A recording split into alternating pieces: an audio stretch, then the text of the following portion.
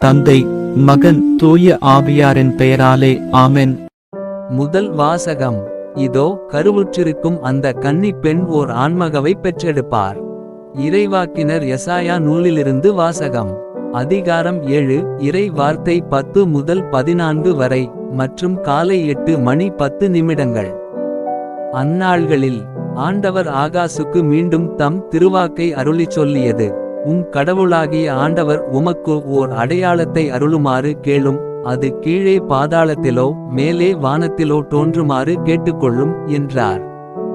அதற்கு ஆகாசு, நான் கேட்க மாட்டேன், ஆண்டவரை சோதிக்க மாட்டேன் என்றார். அதற்கு எசாயா, தாவீதின் குடும்பத்தாரே, நான் சொல்வதை கேளுங்கள். மனிதரின் பொறுமையை சோதித்து மனம் சலிப்படையச் செய்தது போதாதோ? என் கடவுளின் பொறுமையை கூட சோதிக்க பார்க்கிறீர்களோ? ஆதலால் ஆண்டவர்தாமே உங்களுக்கு ஓர் அடையாளத்தை அருள்வார். இதோ கருவுற்றிருக்கும் அந்த கன்னிப் பெண் ஓர் ஆண்மகவை பெற்றெடுப்பார். அக்குழந்தைக்கு அவர் இம்மானுவேல் என்று பெயரிடுவார். ஏனெனில் கடவுள் எங்களோடு இருக்கிறார் என்று கூறினார். இது ஆண்டவரின் அருள்வாக்கு. பதிலுரை பாடல். பல்லவி.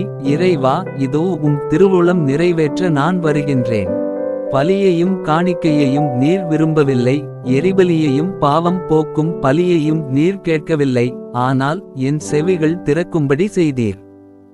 எனவே இதோ வருகின்றேன். பல்லவி.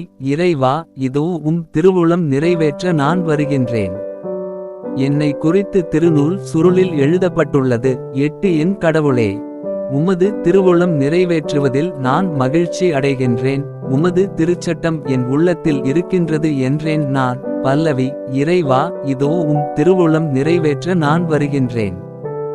என் நீதியை நீர் நிலைநாட்டிய நற்செய்தியை மாபெரும் சபையில் அறிவித்தேன். நான் வாயை மூடிக்கொண்டிருக்கவில்லை, ஆண்டவரே, நீர் இதை அறிவீர். பல்லவி. இறைவா, இதோ உம் திருவுளம் நிறைவேற்ற நான் வருகின்றேன். உமது நீதியை நான் என் உள்ளத்தின் ஆழத்தில் மறைத்து வைக்கவில்லை. உம் வாக்கு பிறழாமையைப் பற்றியும் நீர் அருளும் மீட்பைப் பற்றியும் கூறியிருக்கின்றேன். உம் பேரன்பையும் உண்மையையும் மாபெரும் சபைக்கு நான் ஒளிக்கவில்லை. பல்லவி. இறைவா, இதோ உம் திருவுளம் நிறைவேற்ற நான் வருகின்றேன். இரண்டாம் வாசகம். என் கடவுளே, உமது திருவுளத்தை நிறைவேற்ற இதோ வருகின்றேன். எபிரேயருக்கு எழுதப்பட்ட திருமுகத்திலிருந்து வாசகம்.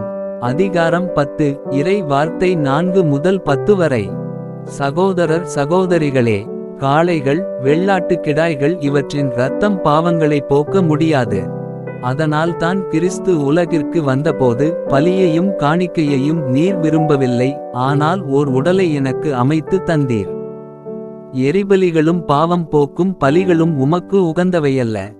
எனவே நான் கூறியது, என் கடவுளே, உமது திருவுளத்தை நிறைவேற்ற இதோ வருகின்றேன். என்னை குறித்து திருநூல் சுருளில் எழுதப்பட்டுள்ளது என்கிறார். திருச்சட்டப்படி செலுத்தப்பட்ட போதிலும் நீர் பலிகளையும் காணிக்கைகளையும் எரிபலிகளையும் பாவம் போக்கும் பலிகளையும் விரும்பவில்லை.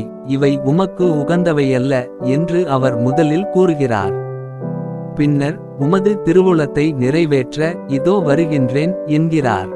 பின்னையதை நிலைக்கச் செய்ய முன்னையதை நீக்கி விடுகிறார். இந்த திருவுளத்தால் தான் இயேசு கிறிஸ்து ஒரே ஒரு முறை தம் உடலை பலியாகச் செலுத்தியதன் மூலம் நாம் தூயவராக்கப்பட்டிருக்கிறோம். இது ஆண்டவரின் அருள்வாக்கு. நற்செய்திக்கு முன் வாழ்த்தொலி. அல்லேலுயா, அல்லேலுயா. வாக்கு மனிதர் ஆனார், நம்மிடையே குடிகொண்டார். அவரது மாட்சியை நாங்கள் கண்டோம். அல்லேலுயா. நற்செய்தி வாசகம். இதோ கருவுற்று ஒரு மகனை பெறுவீர்.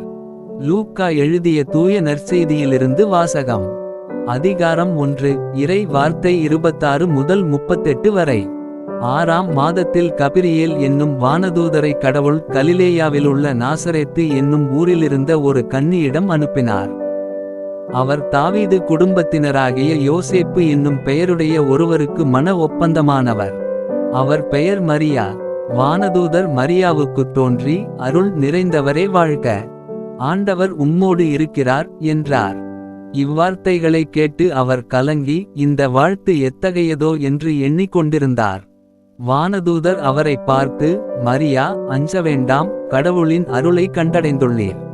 இதோ கருவுற்று ஒரு மகனை பெறுவீர், அவருக்கு இயேசு என்னும் பெயரிடுவீர்.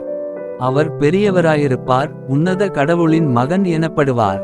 அவருடைய தந்தை தாவீதின் அரியணையை ஆண்டவராகிய கடவுள் அவருக்கு அளிப்பார்.